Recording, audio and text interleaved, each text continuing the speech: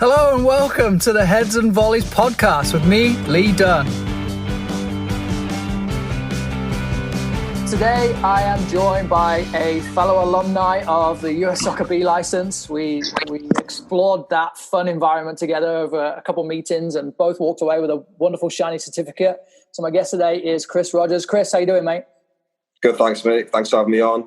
Excited no worries. I'm really excited because you and I have connected a lot ever since our license together. And I think it's, whilst you're on a course with 35 other people, you find some real good connections. And I think that we had some real good times together. And I think maybe the Welsh-English clash was a healthy one for us to have a good challenge in our experience. But I'm excited to get your thoughts and kind of meander through our conversation today in terms of what you're doing now and where you're going and the stuff that you're doing in the game. So give us a little intro, kind of what you do, where you live, where you're from. Yeah, definitely. As you mentioned, I'm from Wales, so I don't think there's many Welsh people in the States. I think there's like 5 of us in the States. All right, so I'm from Wales, been here for 10 years. Right now, my roles, I'm currently in Los Angeles, California. My roles are, I'm a head coach for a U14 girls, now ECNL team, was a DA team. And I'm also a coach educator for Cal South and US Soccer. So I'm teaching the grassroots licenses down there. So the 9v9, 11v11, and then the D license. And then I'm also involved with the ODP program, which encompasses scouting, training, and I'm also a head coach for the 06 boys. So on the ODP side, I'm with the boys, and on the club level, I'm working on the girls. So I'm working on both sides there. So yeah, that's currently what I'm doing. I also have a small business called CR Elite Soccer, which is a little training business I have where we contract with some rec clubs, provide training, camps, skills clinics, and individual training as well. So that's kind of a summary of what I'm doing right now. Obviously, in the current climate, with the current situation with COVID, not doing a lot. I'm still working with my team through Zoom, but a lot of the stuff is shut down right now. So unfortunately. Do you find yourself at a loss right now? And I think a lot of people are in the same shoes that you just mentioned, wearing multiple hats, boys and girls side of the game, different levels of soccer, different kind of facets in terms of management and business, as opposed to also being on the field. And then suddenly it's all gone. Nothing, quiet. Yeah, it's. I think obviously we've got to keep our players engaged online on Zoom and whatever we're trying to do. Ultimately, we all want to be on the field. One thing I've been telling my players is just staying positive, because if we show up on Zoom and we're kind of like, just kind of a bit like, oh, this is not great, I'd rather be on the field, then it kind of rubs off on them and they're like, yeah, we shouldn't be online, we should be. So I'm just trying to make it seem like we should be on their training because it's the only option we have. So staying positive with your teams is really important, and just coach to coach as well, like speaking to coaches, motivating each other, giving each other different material. Just to keep players, because I've been emailing webinars to people and I've been getting stuff sent to me just to kind of like, hey, watch this will be good. You can learn from this, and just those kind of things along the way. So I think that's helping. I think there's a lot of value right now out there, people all being in the same position and effectively having a lot of time on their hands, as we just talked off air about filling that time with valuable webinars or conversations with people. And there's a lot that people are willing to share. And I think the hashtag on Twitter is free coaching ed. And it's so valuable because people are able to take away something from everything. And I think that's something that is really encouraging. And I joined in the hashtag soccer chat last night on Twitter, and I felt like I walked into a room with a group of friends, because it's people that we're all in the same place for the same reason. And being able to connect with people in that way, I think is really morale boosting, whilst we don't have our typical kind of ticks of being on the field and engaging with our players. Zoom is one thing, but my players are clever enough now, and yours probably the same thing too, where they change the background on their Zoom and it looks like they're sat there paying attention, but they're probably off in the background kicking the ball around. So they're getting too smart even for Zoom. So yeah. So what's your background into coaching? How did you get into it? So I'll start back from in the UK. I grew up in Wales and I started playing there. I actually was a late starter. I didn't start playing proper organised until I was 13. So obviously that's unusual. What are you doing?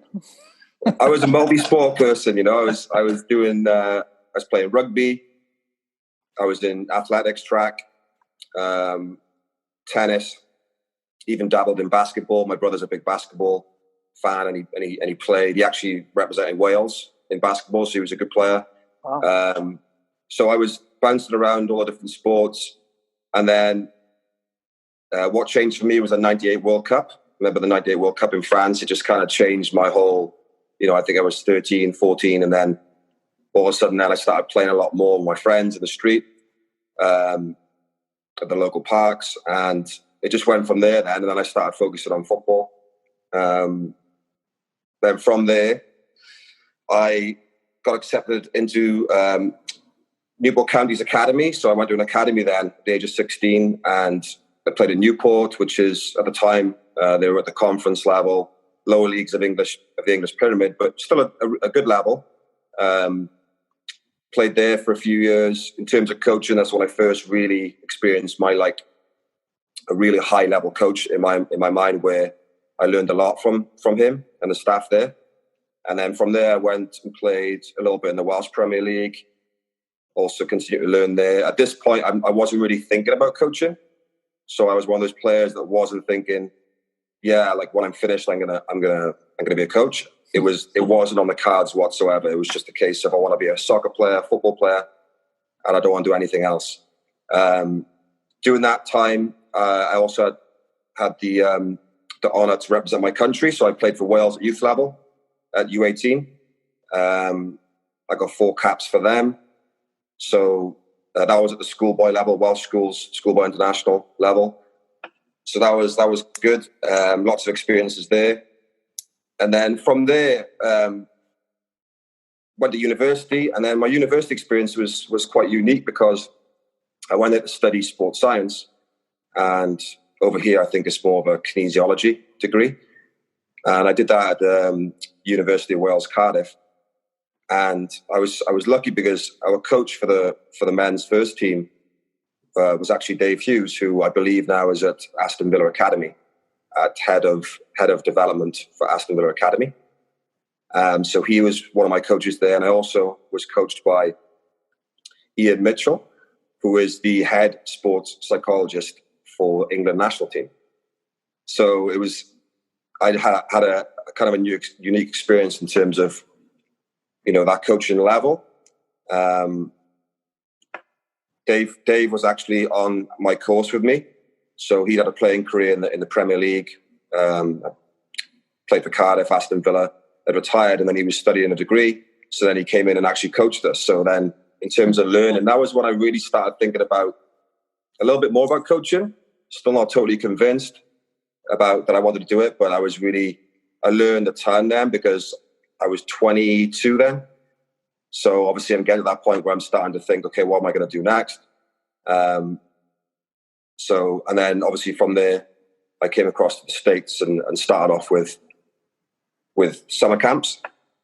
The summer camps were good. It was a great experience. Met a lot of cool people. And at this point, I'm starting to enjoy coaching more, but I'm not really appreciating the craft. I'm still kind of just trying to find my way in terms of what I enjoy about it. Do I see myself doing this long term? Now that I think about how I feel about the game now and coaching now and developing players, it's crazy to think that at one point I actually still wasn't sure about coaching because I love it so much now. And then things just kind of went from there. Then obviously I took on some teams here, got involved with Cal South, started taking my licenses.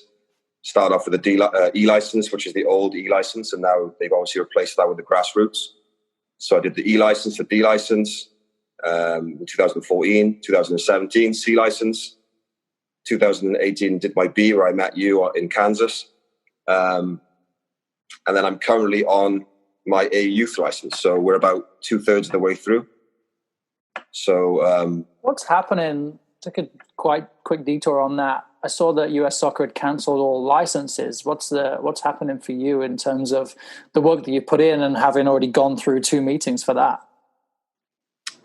Well, the course is still on. So the course is still on. Like you said, we did 2 meetings out of 3 in Casa Grande, Arizona. We were due to go back in May, which is in a couple of weeks ago, we were supposed to go back. That's been cancelled, which was predicted that was going to happen, obviously, with this current situation. So we have coursework online, which we're completing. I'm currently working on 2 pieces, which is a game analysis piece and a lead in the player piece. So an IDP game analysis. We've been instructed to complete our assignments, and then the instructors, the staff, they're currently talking about how we're going to proceed with the course. So we still don't know exactly how it's going to work. Maybe it'll be presented online, or it'll be just pushed back to a later date. So that's the current situation. I'm still on the course. So yeah, obviously it's a new thing for everybody, right? So it's new for us, it's new for the instructors, it's new for the federation in terms of, I don't think this has probably ever happened, really. So yeah, it's truly unprecedented in so many ways. And I know a lot of people that are currently working through licenses and are facing the same sort of situation too. And some people that want to get into licenses and just now they can't, especially because licenses are cancelled through to the beginning of the summer. So there's a lot of uncertainty where people are trying to excel. And I think that's why the free coaching education and things like the Scores Soccer Coaches Summit are so valuable, because people can take away a lot of information. It doesn't give them a letter on the paper that may be significant in their environment, but they can take away a lot.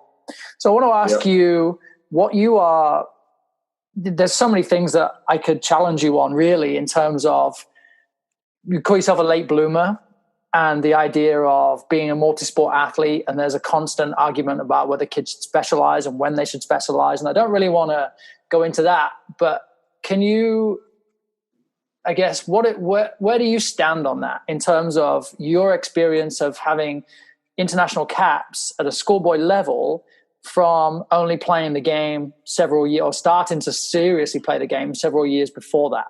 Where do you, and then looking at coaches that may say, players should specialize. Do you have an opinion on that? Yeah, I have an opinion. Obviously, I've lived through that experience. So obviously, my opinion is that you don't have to play soccer from 6 years of age and just play that only sport all the way through. That's because of my experience. Is that to say that if you're a kid that does decide to do that, you can play at a high level? Of course you can. And of course it's going to help you because you're developing those fundamental skills from an early age. One of the questions I ask myself is, if I had specialized early on and really watched the game more and worked on my craft earlier, where would I be? There's no guarantee that if I'd done that, then I would have actually played at a level that I played at. Right. Maybe I would have got to a point like, say, age 12, where I would have thought, I actually don't enjoy this anymore, and I'm going to play rugby, or I'm going to play tennis or whatever. So there's all these different factors to consider in terms of the psychology and how the environment is. For example, if you get put in an environment where it's not enjoyable, maybe you don't play, or you decide not to play anymore. So I think for me, just multi-sports, I'm a fan of it. I did it. I played, as I said, lots of sports. I think the benefits in terms of learning the different motor skills, decision-making, different kind of athletic movements. I think for me, I'm a fan of multi-sports, but I'm also saying that I don't think you have to play multi-sports. I think if you're a soccer player and you play all your life and that's all you want to do, I think it's okay. But I think to say that you shouldn't play multi-sports and you have to focus at like age 10 on soccer, I don't agree with that personally. So then do you know even what your secret was for success? Knowing that it can go both ways. There is the multi-sport track. There is a single specialization track. Do you have like a secret, something that worked for you, something that stuck and encouraged you through to get to the level that you got to? For me, it was playing a ton outside of the environment, the structured environment. Okay. So although I started later in an organized league, I was playing, and again, this could be a whole other podcast in terms of culture and playing outside of your environment, but I would play 4, 5, 6 hours a day, just unorganized pickup games where I'm just playing and loving it and enjoying it. And then that connects to the fact that you're watching the game. So you're watching the game, and then you see a goal by like Thierry Henry or Ronaldo, or Brazilian Ronaldo, and then you're like, I'm going to go and try it. And you may mess up like 50 times, but you're trying these things. Nobody's telling you, hey, yeah, that's wrong. It's incorrect. No one's yelling at you. You're just enjoying it with your friends, and that was a massive part for me. So just playing a ton and always enjoying it, and just feeling like you can just go and enjoy the game. So I found then when I got picked up at a higher level, even though then there was structure, it was appreciated what I could bring in terms of just that creativity, if that makes sense. I feel like you had a foundation, and that viable then, right? You've got the skills, or you've got the like you said, the creativity, and then a coach can say, I want you to put that into this part of the field, or I want you to put that in here, or I want you to whatever. If there's a game model or a certain expectation or a style of play, this is what we expect of you in those moments. Exactly. For example, I was a wide player, a left winger, and when I went to the academy I got selected to, I was very raw. I think raw is a good word. When I was just, like I said, I play a ton. I had skill. I was fast on the ball, but I was by no means like, a complete player. So when I went there, they really taught me just the tactical side of it, like defensively, your shape, like tactically where you should be when the ball is here. And that was when I could pick that stuff up. And then once I started picking that stuff up, then my game went to a higher level again then. Because then obviously the technical ability was there. So it was just a case of, just fitting into that team setting. So let's go back to the B license, and knowing that the education pathway is something that people talk about a lot, whether it's cost prohibitive, or whether they can't get into licenses, or situations like this where they're not available, or whatever the situations is. But you're now through onto the A license. It seems like every year, every couple of years, you've been taking another step up the ladder, because this is what you want to do. This is your career. So what's your experience been? What's your biggest takeaways, or what are your biggest takeaways from coaching education? Biggest takeaways, things that I liked in terms of how they've restructured the courses. Since they restructured the courses in terms of the methodology, I've taken the C and the B and on the A. So they incorporated the 6 tasks of a coach, which you'll be aware of. Obviously, adding those in gives the coaches a kind of just right off the bat an idea of kind of the things they should be doing as a coach. So I think that helped me, and it sounds obvious, but you kind of realize, well, okay, there is leadership. I have got to lead my team. I have got to coach training sessions. I have got to coach a game. And I know this sounds very obvious, but it kind of structures it in a way where you can look at the tasks, give yourself a score in terms of where you're at, self-evaluation, and then kind of work at those tasks. So I really like that part. I love the fact that the courses are candidate-centered. So the courses are geared towards the candidates interacting, driving the course. Yes, you have the instructors there, but a lot of, as you all know, when we're on the B, a lot of the presentations and field stuff is through the candidates. So that's good as well. Moving towards more of a reality-based methodology. So making it look as much like the game as you can. I'm a big fan of that. Again, we could probably go on and talk about technical application and, technical drills versus game realistic exercises. But I do like the fact that a lot of it is about, the game, taking the game situation 11v11 and then bringing it back to the training session. And like I said, the task of the coach. And then for me, the leadership side, understanding that you are there to lead a team, lead individual players, keeping track of their progress, IDPs, individual development plans. So those are the main takeaways, things that I liked. Let me ask you, you made a really interesting point about self-evaluation, and the theory and the old school approach to licenses was, this is the model, this is how you do it. You say these things in these moments, and that's your pass. You are effectively coaching to the score sheet, if you like, that once you hit 80 points out of 100, you're going to pass your license. So if you say the right things, if you do the right things, you're going to pass. And you're basically, it's like a driving test. You're driving to the standards of the test. And then once you pass, you're driving with one hand, with one foot out the window. So then in terms of coaching, you mentioned self-evaluation. In my experience, and I'd be interested to know if yours is the same, that the experience has been that I did this session, I delivered this session, or I approached the session this way because, and this is why. I'm using the task of the coach and explaining why I'm running a training session this way. Then I'm going through the W's and I'm going through the toolboxes and really explaining why I'm doing things that way. And my experience was that there was no right or wrong answer in that, but it was all based on self-reflection, self-evaluation. So that somebody would say, why did you do this? Or why did you do that? And if you can defend it and you believe it, or if you're open-minded and you say, actually, that's a really good opinion, that to me was some of the biggest takeaways. Is that something you experienced? Yeah, I'm glad you touched on that. I mean, the part where you're saying, why did you do that? And then obviously defending why you did it and giving a reason. And then what I like is that my experience with the instructors is, as long as you can give a reason why you did something. I decided to go 5v4 instead of 5v5. Why? Because I thought this would bring out this topic, or this would be the player behavior based on that setup. Okay, I like the answer. Great, let's move on. I think that's a huge part. And then I think you mentioned a big thing now in the whole of soccer and other sports is self-reflection. So that piece is huge. And again, something before I started this new methodology was I wasn't self-reflecting at all, honestly. I mean, you would self-reflect in your mind, but you wouldn't actually make it a part of a regular habit and a process. Which you leave the field and say, "Oh, that was terrible," and then you just move on and think about why. You just go home and be like, "That was a bad session." Why? Oh, because I didn't have enough space or whatever. You're just kind of like rumbling off things.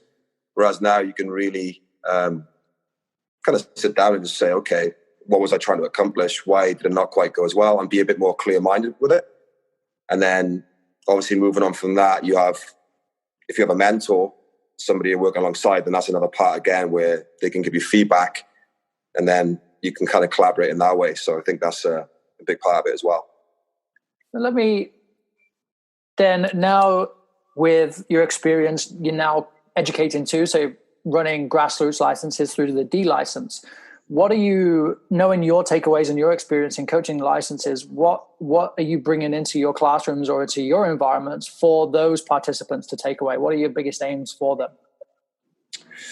Well, the methodology is different at the grassroots level, so to the CBNA. So there's things that obviously transfer across in terms of my experience, how I can help. The first thing for me is to make sure I'm getting across the new methodology, which is the PPP, which is play, practice, play. I'm sure a lot of people have heard of the methodology. So that's the obviously something you have to deliver in terms of explaining it and painting a good picture of how it works. So that'd be the first thing. I think a passion just to go away and develop and want to continue to develop their players and putting their players first. I think that's a big thing is, the players are the center of the session. It's player-centered. It should be player-centered, in my opinion. And then when I think about my experience on my licenses, obviously there's a lot of information being thrown at you, right? Like there's a new methodology, there's tons of conversations, lectures, presentations. There's a couple of things, though, that you'll take away where they really resonate with you. So little ideas. So they may not necessarily be on the PowerPoint or something that is official, maybe just something from experience that you mentioned to a candidate. Hey, next time, maybe try this. Those little conversations that you're having that can help. And it could be just something small. For example, how to pull a player out individually in a session and have little questions to engage the player and then send them back in so that, they can affect their player behavior. Just little things like that where little tricks of the trade, I suppose. I find those are some of the biggest takeaways for myself included, but also a lot of coaches, where it's the things that you say that you're not trying to help. And I mean that in a way of saying like that, oh, you could try this. Have you thought about that? And that little twig has resonated with someone so much. And I think that's one of my favorite things about coaching environments too, is that you sit with people that you would never normally sit with because you sat with other coaches from other clubs, from other parts of the country even, or even parts of the world. And the conversation inevitably moves on to what would you do here? Or what do you do in these moments? And those are are so valuable for so many coaches to hold those conversations. And often I find that's where I get some of my biggest inspiration. And so I guess that's kind of where I'm going with that, in terms of you want people to take away stuff, but do you encourage, or how do you facilitate a lot of that kind of peer-to-peer learning?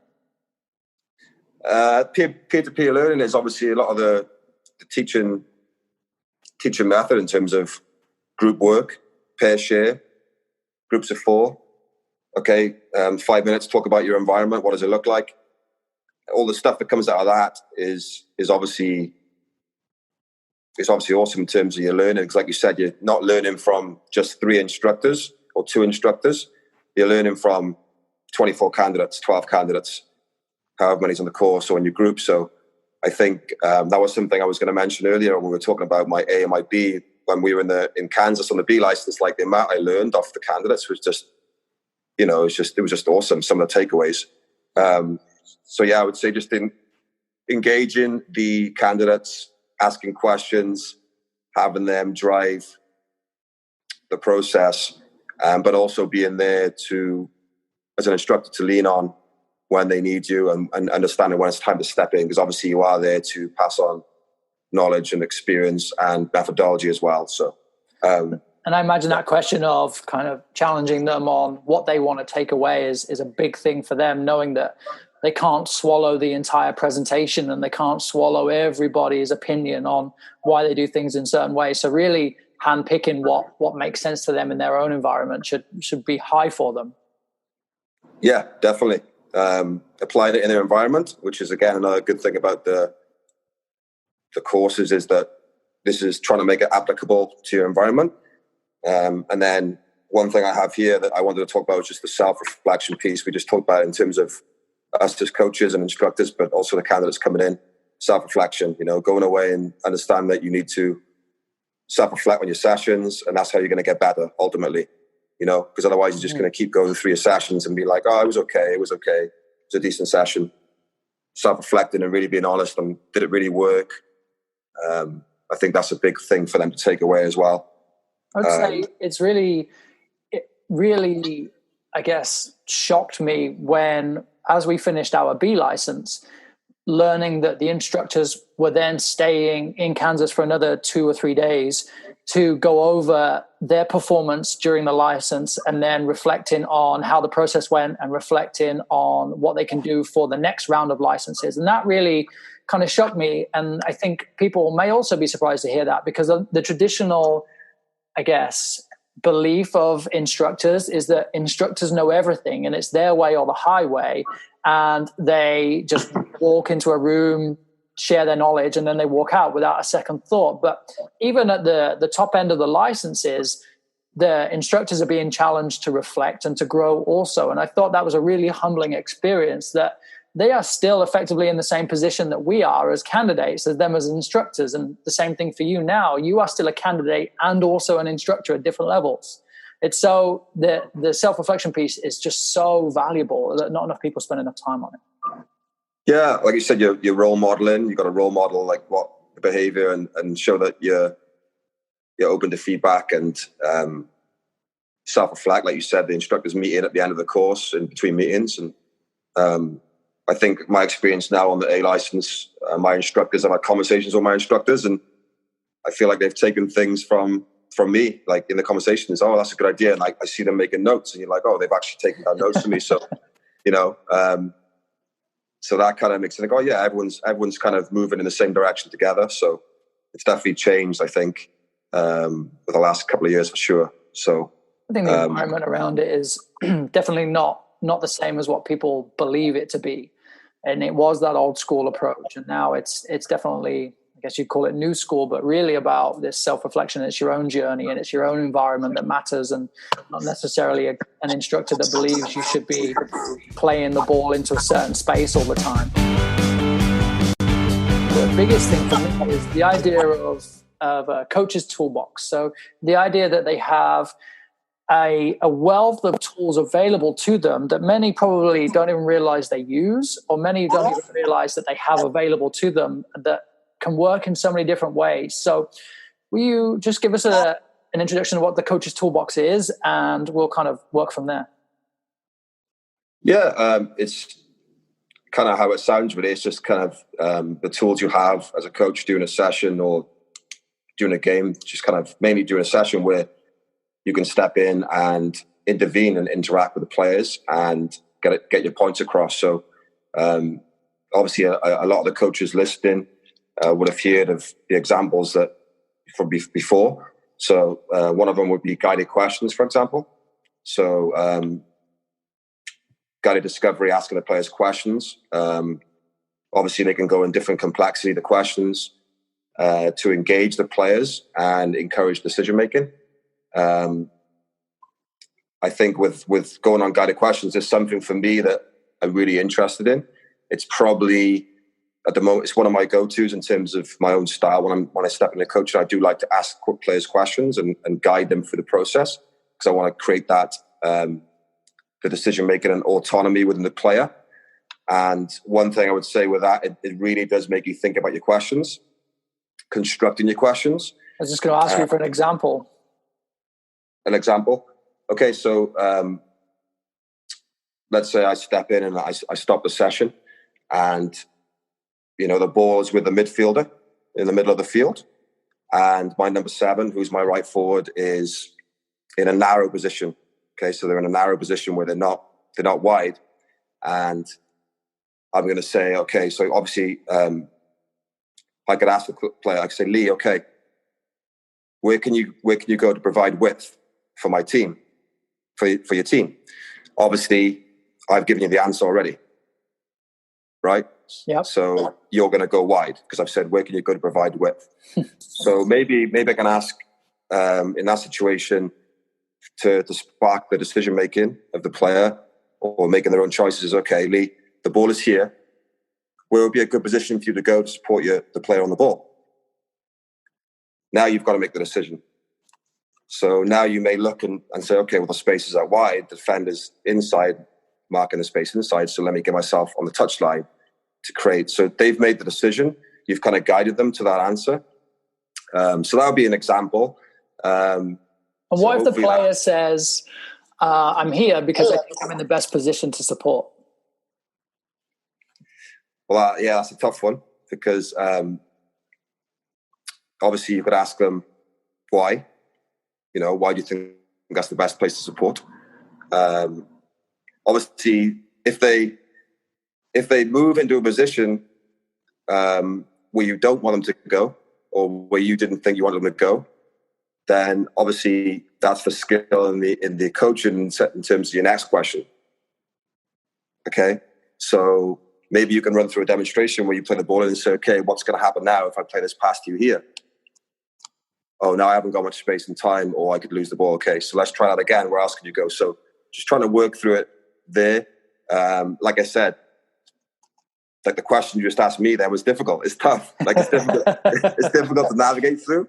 And I think just going back on the coaching licenses, when you put in that situation on the licenses, is definitely, especially in front of everybody, that's tough too, right? Because then you're just like, you know, you kind of want to just give the answer. So I think just being patient.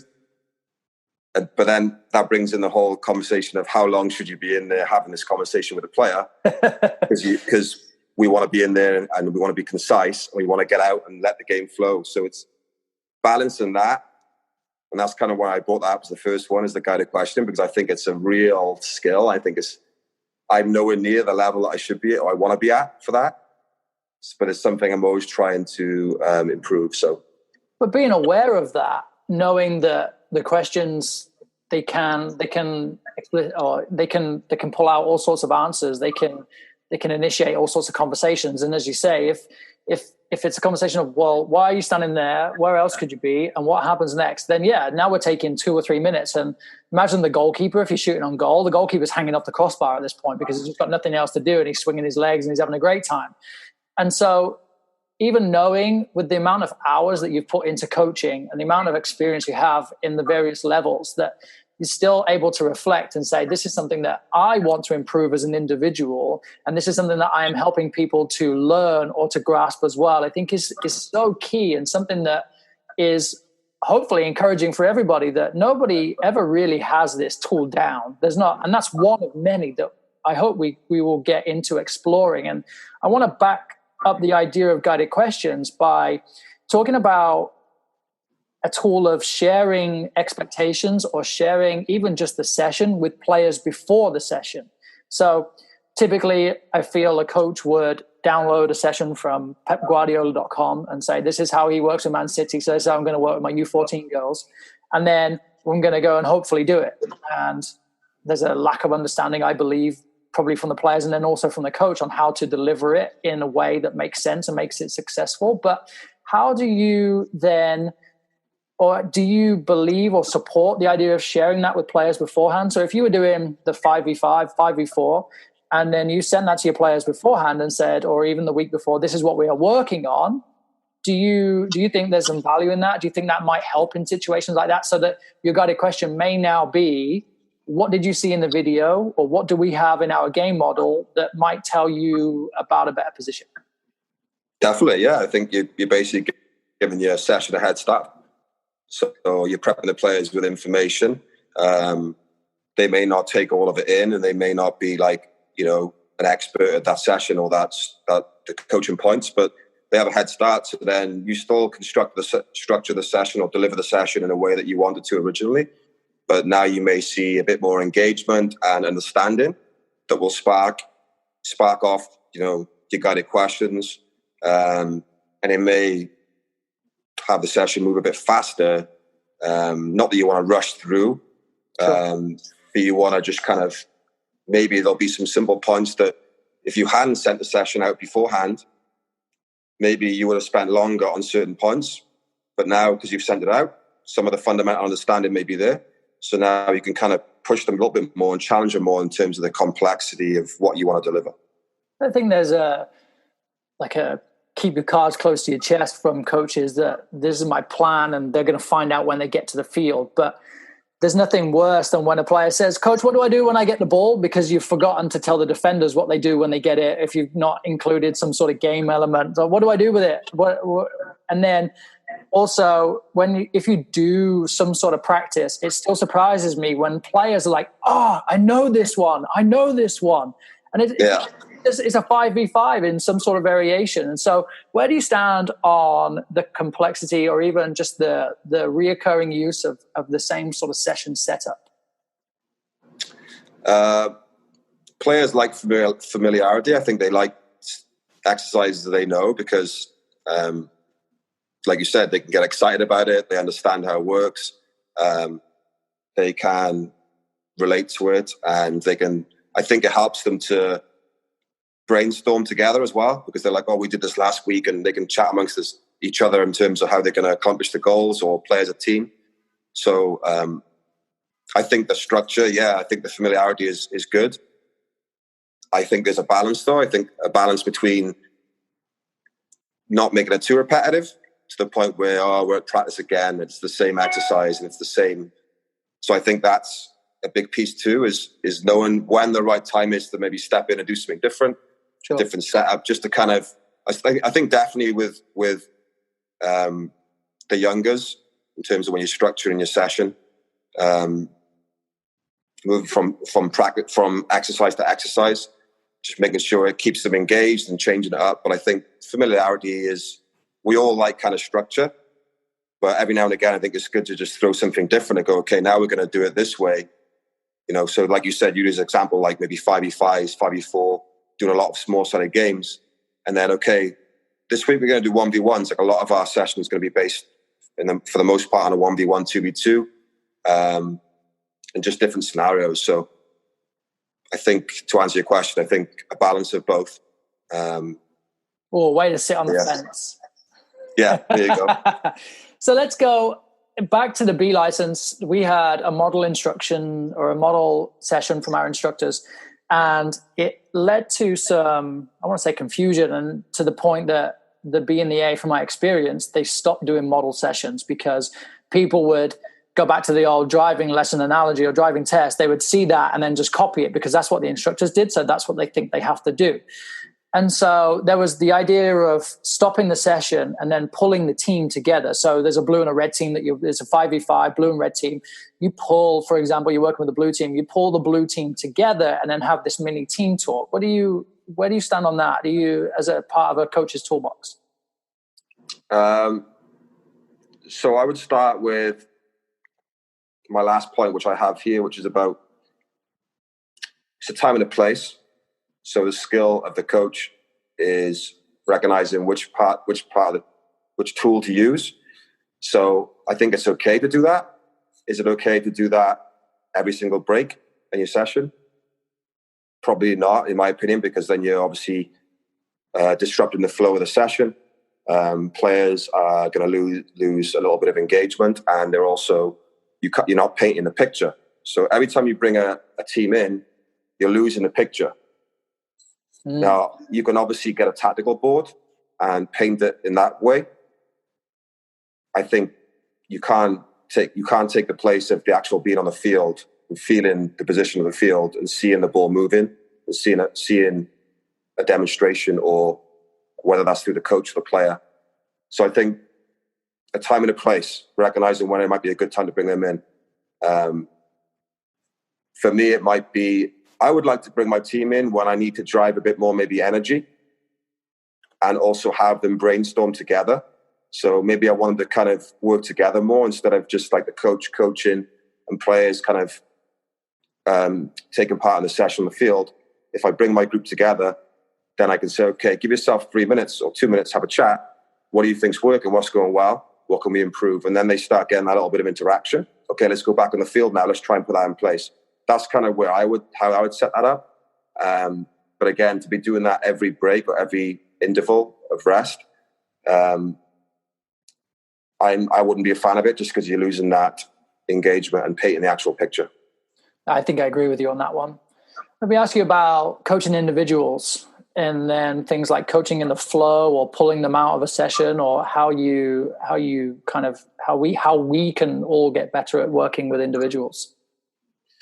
Yeah, this is a massive one for me personally. Something I've self-reflected on this on my A, actually. I realized that I wasn't coaching individuals enough.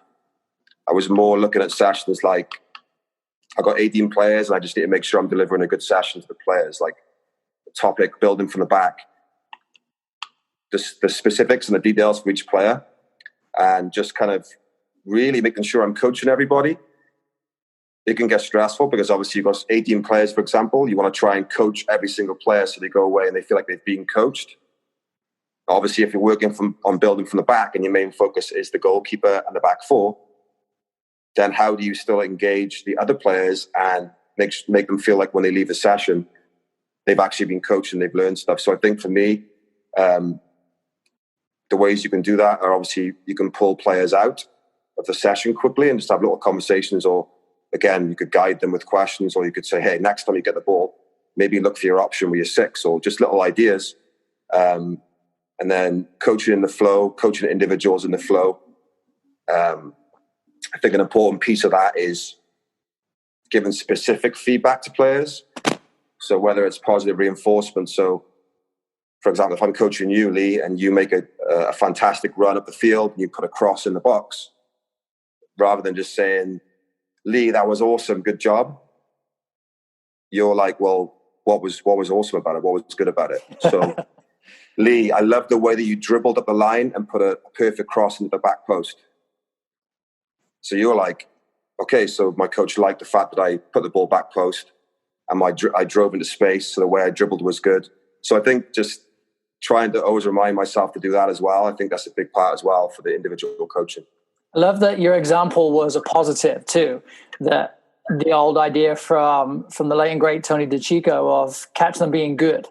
And often we see coaching as a way of correcting and making people better by fixing mistakes. And the example you gave is a perfect situation that I don't think enough coaches maybe recognize, or it's expected that a player dribbles down the line and puts a ball into the back post. But you're right. If we catch them being good, when we say, that's a brilliant dribble, I love the way you did that, that's so reinforcing for an individual. Definitely, yeah. Definitely reinforcing. And then another way you can do it is asking a question. Um, maybe you don't quite get the cross that you want. So you say, okay, Lee, what happened with the cross there? Oh, I tried to hit back post and I mishit it. Okay, what can you do next time? Oh, I could get under the ball more. I could use the inside of my foot to curl the ball in, or just asking you questions and you have the answers. And then, okay, check in for understanding that you understand what you could have done. So next time, let's try and execute that. I learned a really cool technique at the coaches convention in January in Baltimore, and the idea of hot and cold feedback. And maybe you've heard of it. I haven't done it yet, and I'm interested to know if you have or if you know of anyone that does. So the idea of hot feedback, and this comes with a bit of technology typically too, where you're able to film. And I do filming on my phone as much as I can too. So I'm filming a player dribbling down the line, crossing the ball in. And then I'll ask them hot feedback live on video. I'll put the camera in their face as soon as they've done it and say, what did you see there? What did you think? What happened? And then after the session, and that's all I ask them, just get their feedback. Then after the session, it's called cold feedback, in that you go up to the same player, and if this is a significant part of your practice, and probably is why you filmed it anyway, and then saying, watch this video of what you did, and then give me your feedback. And then reflect on the hot feedback that you gave me and then the cold feedback. And the idea is that there's some emotion in there too, and then really helping to reinforce what a player is or is not seeing. You ever heard of that? Ever done anything like that? I haven't heard of the term hot and cold. I like it, actually. It makes sense in terms of, in the moment, giving the feedback. And then again, we kind of talk about you're basically self-reflecting, right? Because you're self-reflecting and then also watching it and having time to breathe and look at the scenario or the situation you were in. I really like that. I think, it just kind of removes you from that emotion of the game. So whether you're a player or even when we're coaching games, when I'm doing my game analysis of my girls' team and I watch the game after, there's moments throughout the game where I'm like, in the emotional side, during the emotion side of the game, I saw it completely this way. But then I watch it after, which would be the cold feedback to myself from the video, is actually our shape actually was quite good in that situation or that moment. And that poor left back who was standing next to you, because she's the closest player to you on the sideline, is getting berated, and she's actually in a good position. Like, you need to tuck in. And then you watch your back and you're like, actually, the position was pretty good, So I think I think that's an interesting psychologically and like you said, emotionally as well, removing yourself from the game, the live situation. So another tool that I use, and something that isn't really shared all that much, is the idea of writing things down. So do you write notes during training? Do you write notes during a game? Do you reflect on those notes? So, I think we all have this photographic memory of games and remembering specific moments of shouting at the left back to tuck in and then seeing it again and remembering vividly that player was actually in a good position compared to what I believe. But the value of writing notes, and then do you use that, or do you what's your kind of advice or guidance for coaches when looking at, I think mainly to stop them shouting some of the nonsense that they shout. And I mentioned this before, that I had a game just before all of this situation happened, and the coach was yelling, sprint and run, get the ball. And that's one of those perfect moments where somebody is so passionate and so driven for this player to sprint and run at the same time, that I think if you have a notebook or you have something that you can direct that passion into, it stops you maybe sounding silly, but then also refraining from giving verbal nonsense to your players. Yeah, I think for note making, I'll start with training sessions. I think obviously, it's good to make notes in training sessions. I think we tend as coaches, and myself included, like I don't make as many notes in training sessions as I do as games. Yeah, because a lot of your energy and your thought and your focus is on making sure the session is flowing and you're supporting the player. So I think I would tend to make notes more, obviously, before when I plan my session, doing a training session, and then after, reflecting on the session. You have your session plan, hopefully, when you're training, and you have your notes there. You can add things to it. I think a big one is during games. So a thing is, you want to look for themes. you want to look for common themes and trends. I think trends is a better word. So during a game, what are the trends during the game? So if you sit down and watch a game and then first 5 minutes or 3 minutes, something happens that you don't like, that breaks down, and you're just scribbling notes down like, oh, this is my number 4 is not doing this, or my number 6 is not doing this. The game's been going on for 5 minutes. So I think watching the game for trends and being calm and composed, because again, we go back to the emotional side. You're gonna get worked up emotionally in the game. You're just gonna start like watching the ball and not watching off the ball. So I think just watching for those trends and sticking to 2 or 3 clear, concise coaching points for halftime, and understand that your coaching obviously depend on the age of coaching. So I work with for example, when I coach in my U14 girls team, making sure the language and the communication is appropriate for that age, keeping it clear, keeping it concise, not going over 3 major points because then it's too much information to take in. And for me, one thing I learned actually from the A license, one of the instructors was talking about not really focusing on notes at the start of the game, kind of jotting them down right before the halftime. So when you start seeing those trends, making notes, but gathering yourself before halftime, kind of gathering yourself for a few minutes before the whistle goes to kind of say, okay, what I want to get across to my team and what are the points I want to make, rather than scribbling stuff down the whole half and then being frantic. So just kind of calming yourself down before, especially before the halftime talk. And the last piece on that would be, you've got your notes, but then you have to have the player engagement. You have to have the involvement. So allowing them to chat amongst themselves and discuss kind of what they're seeing on the field, because they have answers too, and you don't have all the answers. They're on the field experiencing it. So also giving them an opportunity to express what they're seeing on the field as well. The idea of just being set up. So talk about being able to take notes, and a shameless plug for Ductic brand, because I use their notebooks, and they're just quality pieces of material to use for writing. And having, there's a little soccer diagram in the trainer book that I use, and so I'm able to show players. And then I also use the Soccer Innovations tactic board, and the same thing, I can put the tactics board out for my players and say, here is, and I do the same thing with a trend. I've written this down in my book, and here's a trend, and now show me how we deal with that. And then to go back to the idea of keywords, the idea of having a language that makes sense for your individuals, so that when you say step, or when you say switch, or when you say press, or whatever these key words that coaches like to say, do the players truly understand that? And I think that comes through the structure of having a quality environment that replicates what the game looks like. So it's not panic, it's not frantic, it's not wild, it's not aimless shouting, but it's a structured and, like you said, a composed environment where you're able to actually I don't want to say non-passionately, I don't even know if that's a way to structure the word, but a way of removing the excitement and the passion and the sprint and run from it to a way that challenges players in a way that they are familiar with.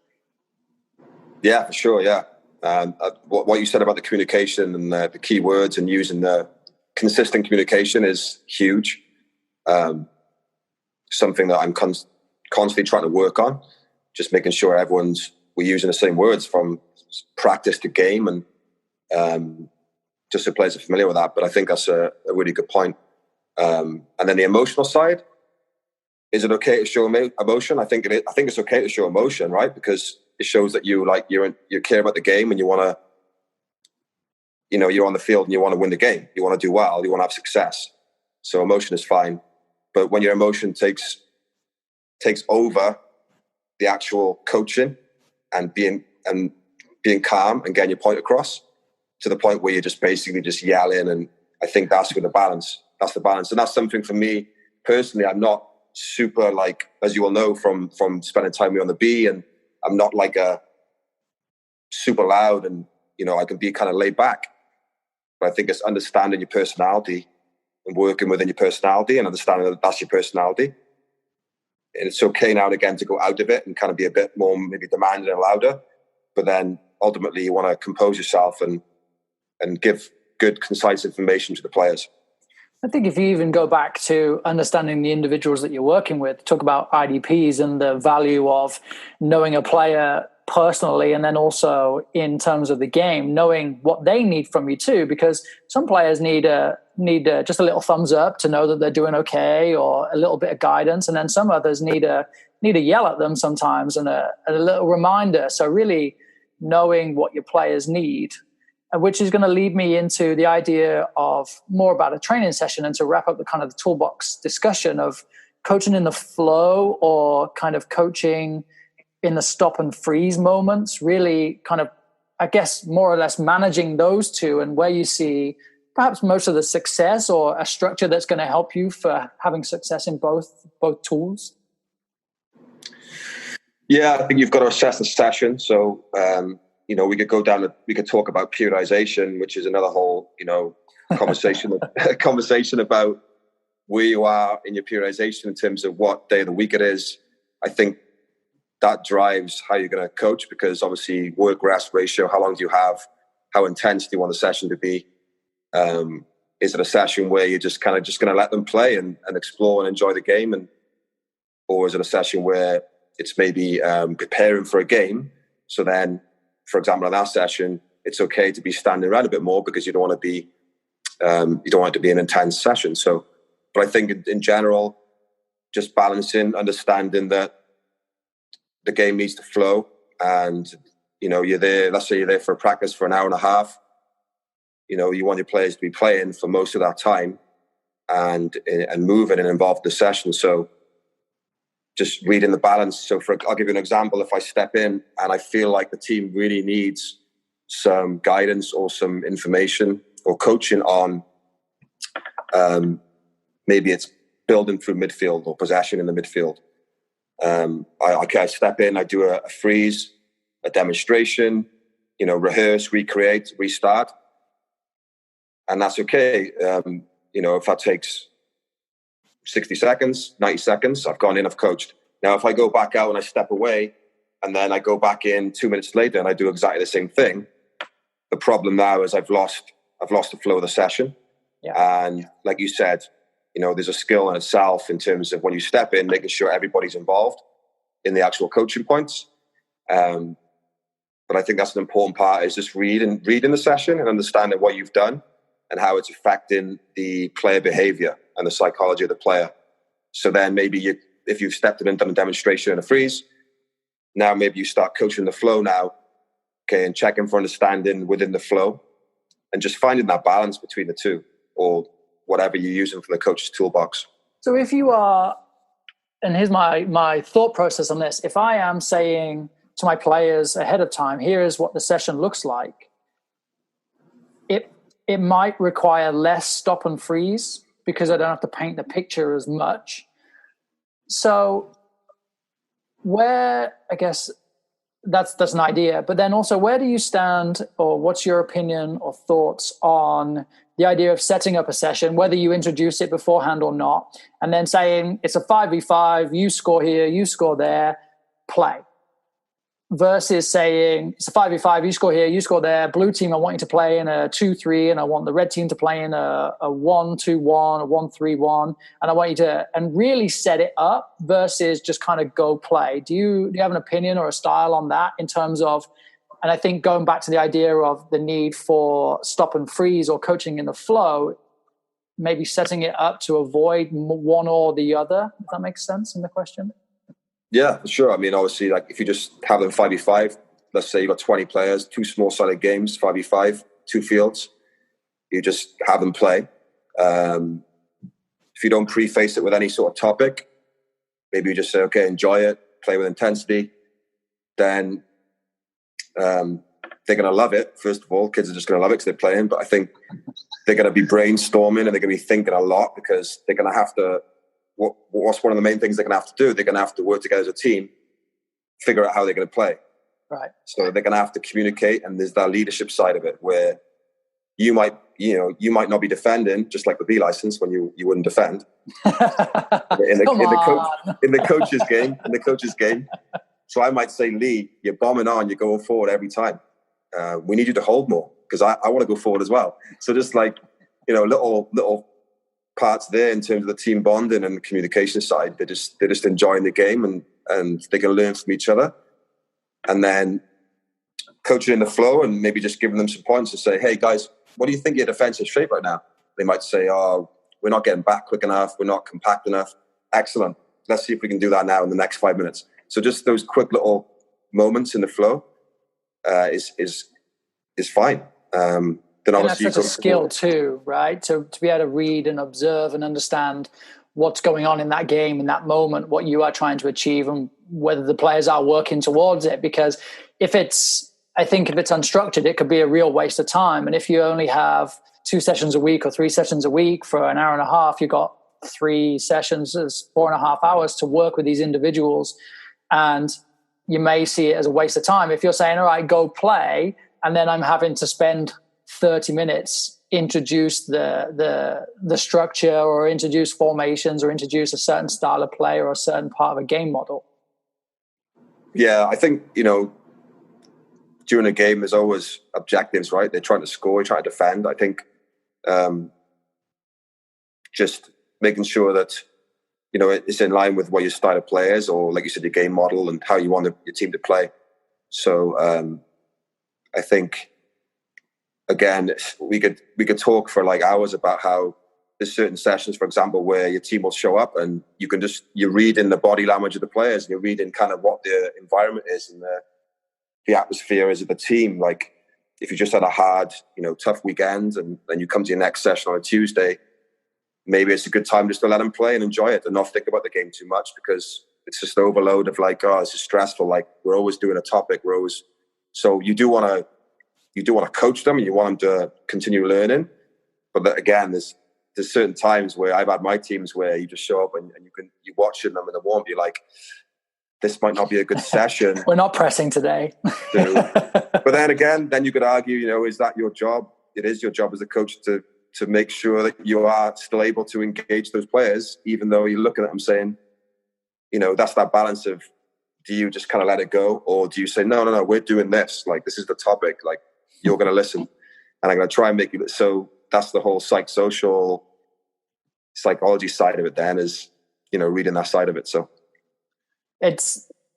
there's so many ways that you're able to connect with your players and able to connect and create an environment that challenges your individuals. And I think the true value in this section of the conversation in terms of the toolbox is being to show that there are so many ways that you can connect with your players, that you can challenge them. And whether it's the old school coaching method of stop, stand still, why did you do that?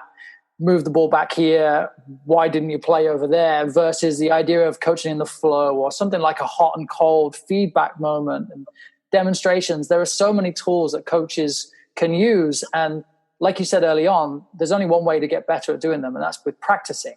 And even as an instructor and an A license candidate / holder, and myself with an A license too, these are still things that I'm still improving as well. And the letter on the certificate that we have doesn't mean that we're good at all of these moments. It might mean that we have a different understanding or a higher level, you might even say, maybe. But based on my lack of defending, you might say no. However, the ability to challenge yourself or the openness to challenge yourself, I think, is what's really important for a coach. Yeah, 100%. Like I said, the learning doesn't stop, regardless of what license you got or where you're at. You should always be looking to improve and be honest and self-reflect on what you need to improve on. You go back to Coach's Toolbox, like I need to improve on every single one, like every single part of it. There's certain ones that I really think I need to zone in on. So I think it's a huge part. Just it's complex. It's so complex. You got, there's a lot of stuff out there now, good stuff on the psychosocial side, and the getting players engaged, creating buy-in, and how that affects your delivery of your coaching points. So there's just so many things that we're trying to learn and improve at, that I don't think you can say, okay, yeah, this is what you need to do. Like, right. This is a session and you need to just freeze. Like every time you go in, you freeze. You can't do that. It's like I said earlier on, the skill is, for me, is choosing the right one at the right time. Mm-hmm. That's the skill, is what's the best thing to use right now in the situation. So let's shift gears and start wrapping up in terms of what it is that coaches can be doing right now. So we talk about this strange time we're in, and coaches missing from their daily lives of being on the field. Now, you and I have both been involved in some education, and I guess kind of share what you're doing, where you're turning to find this information that you deem valuable. Kind of what's your pathway over the next couple of months before you can really get back on the field? What are you working on? What are you getting involved in? There's multiple resources obviously now. With technology, it's excellent. I think things I'm doing, podcasts, obviously I'm on one now, but podcasts every day. I think we were talking about off camera or off earlier on. We were talking about, I've been listening to a lot of podcasts, and kind of an overload. I was listening to loads of stuff, watching lots of webinars, and it's great. I just think that you need to kind of take a step back and just where does it apply to you? Picking and choosing kind of things that you can learn from everything, but I think it's taking things that little bits of information that you can apply in your environment and things that you want to get better at.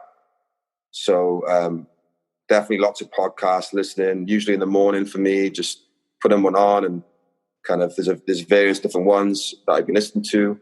Obviously Heads and Volleys. Good plug. I like that. Yeah. Modern Soccer Coach, Gary Cunine. I've been listening to that a lot. The Sports Psych Show, Dan Abraham's. Probably the three main ones for me. And then there's some other ones as well. Great. There's lots of good ones out there I've been listening to. And then your webinars, there's obviously in this situation, it's been awesome. Like lots of, organizations and have been coming forward and doing free webinars, which I've been logging on to a lot, and I think making notes on those as well. So I haven't just been watching them and just watching the webinar and going away. I've actually been sat down as if I'm in a lecture almost, and just kind of going, okay, and putting notes down and writing notes on my computer about real takeaways that I wanted or I liked. So I'd say webinars, books, reading books. I don't think they necessarily have to be pure soccer related. I think they can be on leadership. They can be on other things, other areas. Just reading, keeping your mind going and your thinking. You make a good point there too, actually, to the idea of not having to study soccer all the time. And I do the same thing too. I go and get books from a local library. Actually, it's awesome. And I read one about changing the age of your brain by Dr. Daniel Amen, and the idea that the things that you eat, the things that you are doing to your body and to your life that can help your brain be younger and increase your longevity. And whilst that's nothing to do with the X's and O's of soccer, if you think about the stress that a coach puts themselves under when they're running around from field to field, or they feel like they're always dealing with emails or always available, all of these things that people stress themselves out with, it's one of the number one killers in people.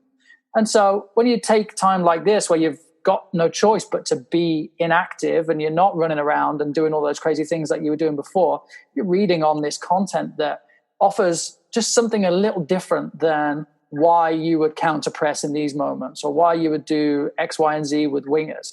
There's so much that you can take away from times like this. And I was part of a conversation last night with a guy who just said he feels overwhelmed right now. He doesn't feel a motivation to study soccer right now, or talk about soccer. Is fallen out of love with it, you might say, right now. But there's so much that you can do for personal growth that doesn't require you to become studying soccer constantly, but actually you can learn so much about yourself, and which will ultimately, I think, benefit anything that you do in life, whether it's coaching or not, that you can become so much better in times like these. Yeah, I think that's a great point to finish on. I think like using the time to do things that you couldn't do before, maybe in the regular soccer schedule, which is a lot of traveling and a lot of time. We have our official time at the field, but we have so much time when we're driving or traveling or doing things, and then we get back and we're tired. We get home and we're like, oh, I want to do that. So I think for me, I've been doing stuff that using the time to say, okay, I don't read as much as I should. So I'm going to read a lot. Like, there's no excuse now. Like, I've got time to read. Yeah. So read plenty of stuff. And like you said, it doesn't have to be on soccer. Making sure I've got a schedule. I'm sleeping well and I'm training. I'm keeping myself physically active.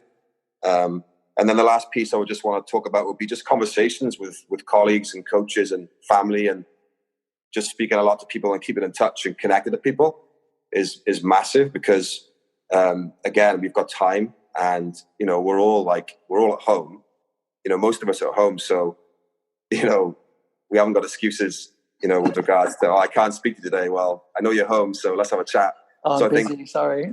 As long as you're not doing a podcast, but you're not on like a team Zoom training session in the evening, then I think just conversations with your friends and coaches. Maybe just pick up your phone and call a coach that you look up to, or somebody that you've worked with, and just catch up and kind of create that connection and network in that way as well. I think it's a perfect time for that. The coaching community is definitely an open one. People are more than happy to spend time talking about soccer or about life, especially when you've made a connection with someone from somewhere along the way. I think that's great advice. So, Chris, how do people connect with you? How do they follow what you're doing? How do they follow what you're reading or what you're listening to? Well, I'm on Twitter. So my Twitter is Chris M. Rogers 11, at Chris M. Rogers 11. So I haven't been on Twitter for that long, but I am a bit more active on it now. So obviously there's lots of good coaching stuff on there. So you can follow me there on Twitter. That's pretty much it right now. I am on Instagram as well. CR Elite Soccer on Instagram is my training page. Haven't been as active as I should be on there, but I am also on there as well. So, yeah, that's pretty much it. So, if anyone has any questions, feel free to reach out to me on Twitter. Yeah, that's it pretty much, mate. Chris, this is awesome. Thank you for your time, mate. I really appreciate the conversation and the idea of exploring your own experience into what you're passing on to the next generation of coaches and the coaches coming up through the ranks. So thank you for your commitment to growing the game from a side that no one really sees. That there's often a lot of focus on individuals and the players developing, but coaches are really the foundation and the backbone of the game. So thank you for your time on that. Oh, awesome. Thanks for having me on. And I think the podcast is awesome. I've listened to all the episodes, and it was an honor to be on here. And I hope the coaches listening, even if you just take away one or two things that might help you with your coaching journey, then that would be great. But yeah, appreciate your time, and it was fun. Cheers. A huge thank you to Chris for joining me today, because of his experience and now sitting on both sides really of the education pathway in terms of taking the A license and also being an instructor. It's really interesting to grasp his opinions, not only from where he came from and how that shaped his pathway, but what he does now in terms of educating and challenging individuals the same way that he's clearly challenging himself. So a huge thank you to Chris. A huge thank you to you for listening. I would love if you share this. I'd love if you give me a rating and a review on iTunes or wherever you find your podcasts, and more coming from Heads and Volleys real soon.